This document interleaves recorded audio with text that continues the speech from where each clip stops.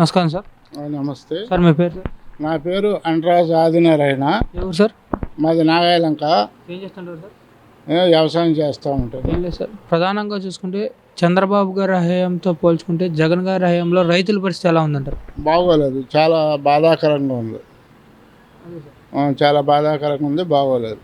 మీ పిల్లలు ఇంటర్మీడియట్ మరియు ఎంసెట్ చదువుతూ సబ్జెక్ట్స్లో కన్ఫ్యూజ్ అవుతున్నారా? కాన్ఫిడెన్స్ లెవెల్ తక్కువగా ఉందా? రిపీటెడ్ మిస్టేక్స్ చేస్తున్నారా? అయితే మీకోసమే ఉంది రైజ్ యాప్.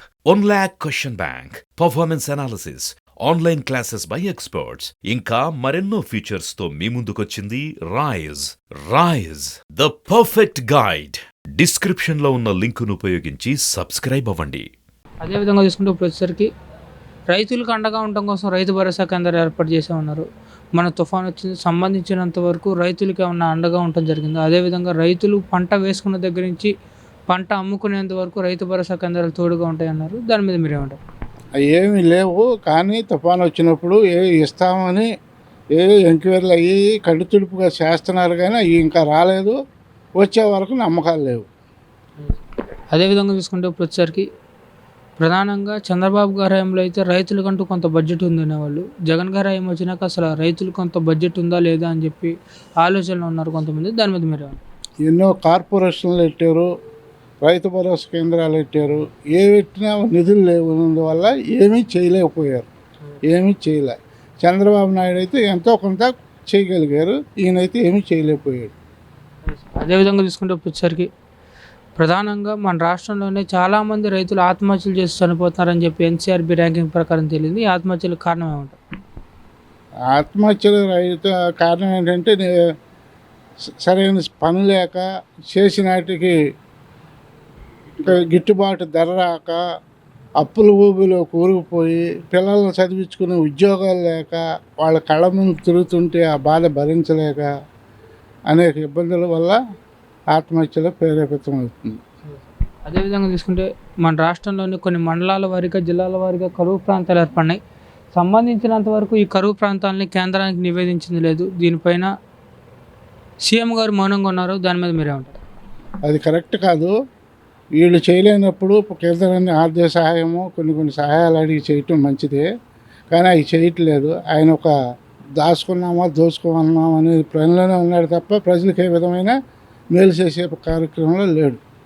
అదేవిధంగా తీసుకుంటే ప్రధానంగా రైతులకు అండగా ఉండటం కోసం రైతులకు 3వ పంటకు కూడా నీళ్ళు ఇవ్వాలని చెప్పి ఉద్దేశంతో పోలవరం ప్రాజెక్ట్ తీసుకురావడం జరిగింది.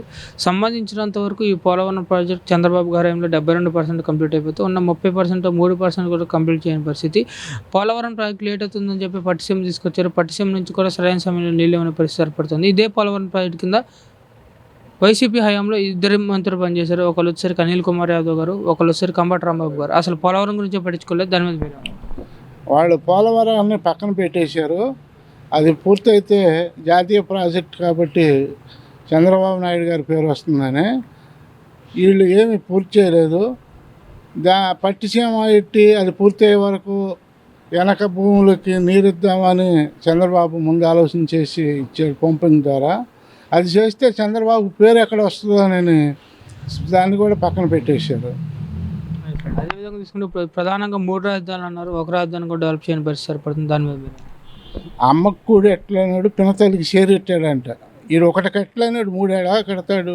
ఏదో జనాలు మభ్య పెడుతున్నాడు అంతే. అక్కడెక్కడన్నా 3 చెట్లు కాడ విలువైన ప్రభుత్వ భూములు, ఆస్తులు ఏమైనా ఉంటే ధ్వంసం చేసి వాడు ఆక్రమించుకుంటా చేసే పని తప్ప వాడు కట్టే ఆలోచనే లేదు. అదేవిధంగా చూసుకుంటే వచ్చేసరికి ప్రధానంగా మన రాష్ట్రంలో నిరుద్యోగ సంఖ్య బాగా పెరిగిపోతుంది. డిగ్రీలు చేసి కానీ, బీటెక్లు చేసి కానీ మన రాష్ట్రంలో చాలామంది సంవత్సరాలకు వచ్చేసరికి బయటకు రావడం జరుగుతుంది.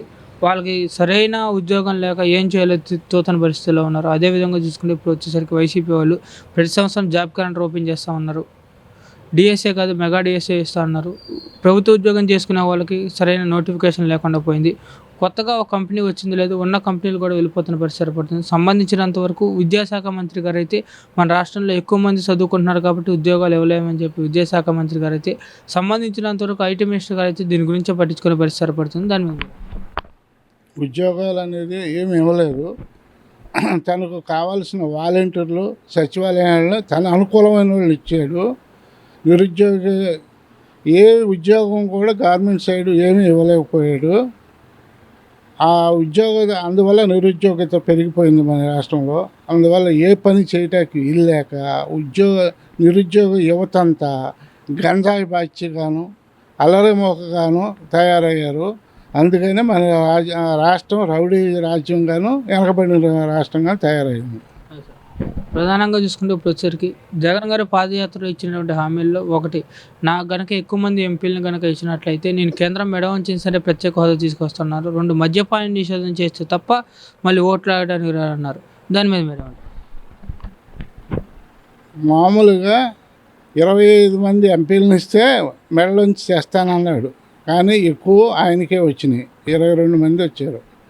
ఏమి తన కేసుల్ని బయటపెట్టాకి ఆ ఎంపీలను అడ్డం పెట్టుకున్నాడు తప్ప మన రాష్ట్రానికి ఏ విధమైన పోలవరం పూర్తి చేయటం కానీ రాజధాని చేయటం కానీ ఏమీ చేయలేకపోయాడు. తన కేసులను బయటపెట్టడమే తన ధ్యేయంగా పెట్టుకున్నాడు. రాష్ట్రం ఏ విధమైన నాశనం అయిపోయినా బాధ లేదనే లెక్కలో. నిరుద్యోగులేమో గంజాయి బ్యాచ్కే తయారైందని చెప్పాం కదా. మద్యపాన నిషేధం చేస్తాను, ధర ఎక్కువ పెంచితే కరెంటు షాక్ కొట్టినట్టు కొట్టాలన్నాడు. అది పెంచకపోతే అటు జీవితం లేదు ఇక్కడ. ఇప్పుడు కనీసం గవర్నమెంట్ ఎంప్లాయీ జీతాలు పెన్షన్లు ఇవ్వలేని స్టేజీలో ఉన్నాడు మన ముఖ్యమంత్రి గారు. ఏంటి మద్యపాన నిషేధం వల్ల ఆ బాండ్లు తాకట్టు పెట్టుకుని దాని మీద లోన్లు తీసుకుని కొంత నడుపుతున్నాడు. దాని మీద ప్రభుత్వాన్ని నడపగలుగుతున్నాడు. సాధ్యం కాని హామీలు ఇచ్చి జనాల్ని మోసం చేసి అధికారంలోకి వచ్చి ఏ ఒక్క హామీ నెరవేర్చలేకపోయాడు. ప్రధానంగా చూసుకుంటే ఇప్పుడు వచ్చేసరికి చంద్రబాబు గారి హయాంలోని కార్పొరేషన్లు ఉన్నాయి, జగన్ గారి హయాంలోని కార్పొరేషన్లు ఉన్నాయి. కార్పొరేషన్ల పరిస్థితి ఎట్లా ఉండేది? BC SC ST minority corporation పేరుకి ఇచ్చి కార్పొరేషన్లు ఇచ్చి గ్రూప్ తగాదాలు పెట్టి చైర్మన్లు ఇచ్చి చేసాడు. కానీ నిధులుగా ఏ ఒక్క కార్పొరేషన్కి ఏ నిధి ఇవ్వలేకపోయాడు నిధులు. దానివల్ల జనాల్లో ఇక్కడ గ్రూపులు రౌడీజం పెరగడం తప్ప గ్రూప్ తగాదాలు వస్తుంది తప్ప ఏమీ లేదు. ఒక కార్పొరేషన్ వల్ల ఒక్కడ కూడా లాభం పొందింది లేదు. ఇదివరకు చంద్రబాబు హయాంలో ఎంతో కొంత, ఎంత కాకపోయినా ఎంతో కొంత జనాలకి కార్పొరేషన్ ద్వారా సాయం చేసాడు. ఈయనేమి చేయలేకపోయాడు. అదేవిధంగా తీసుకుంటే ఇప్పుడు వచ్చేసరికి నాడు నేడు కింద ఉన్నటువంటి పాఠశాలలన్నింటినీ అభివృద్ధి చేసి ప్రతి ఒక్క అమ్మఒడిలో అమ్మలకి అమ్మ అకౌంట్లో అమ్మఒడి అని చెప్పి ఎంతమంది పిల్లలు ఉంటే అంతమంది పిల్లల అకౌంట్లో అమ్మఒడి వేస్తున్నారు. అది ఎంతవరకు సాగుతుంది? ఇప్పుడు మీరు ఇంటర్వ్యూ చేస్తున్నారు, ఎంతమంది చేశారు? కుటుంబంలో చాలామంది చేసి ఉంటారుగా. కుటుంబంలో ఒక్కడికే వేసాడు. చేయటమేమో జగన్ గారి భార్య భారతి గారు ఎంతమంది ఉంటే అంతమందికి ఇస్తామని ఆమె ముందు చెప్పింది. కానీ ఎవరికి ఇవ్వాల. ఒక్కటి కూడా ఆ వంకెట్టి ఈ వంకెట్టి కొన్ని కట్ చేసుకుంటూ కొంత తగ్గించే వస్తున్నారు. పూర్తిగా ఇట్లా ఆర్థిక పరిస్థితి అలా ఉంది కాబట్టి ఆయన ఏం చేయలేని స్టేజీలో ఉన్నాడు అంతే. అదేవిధంగా తీసుకుంటే ఇప్పుడు వచ్చేసరికి ప్రతి ఒక్కరికి ఇళ్ల పట్టాలు ఇస్తూ ఉన్నారు. సంబంధించినంత వరకు ఇల్లు కట్టుకునే వీలుగా చాలా తక్కువ వడ్డీతో రుణాలు కూడా ఇస్తున్నారు. ఇళ్ల పట్టాలు అందరికీ ఇవ్వటం జరిగిందా? ఇళ్ల పట్టాలు ఇచ్చిన స్థలాలు ఇల్లు కట్టుకోవడానికి వీలుగా ఉన్నాయి? వీలుగా లేవు. ఊరికి ఎక్కడో దూరాన గుంటల్లో పనికిరాని భూముల్లో ఇచ్చారు.